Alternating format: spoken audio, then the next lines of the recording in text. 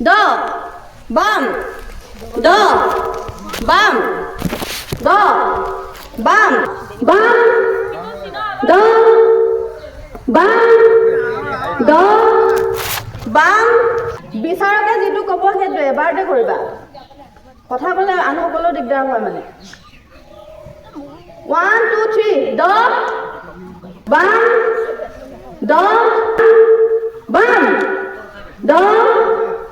বাম 1 2 3 দ বাম দ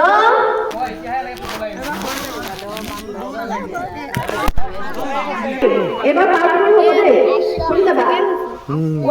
2 3 আদৌ খেলত পুখুৰী পুখুৰী পুখুৰী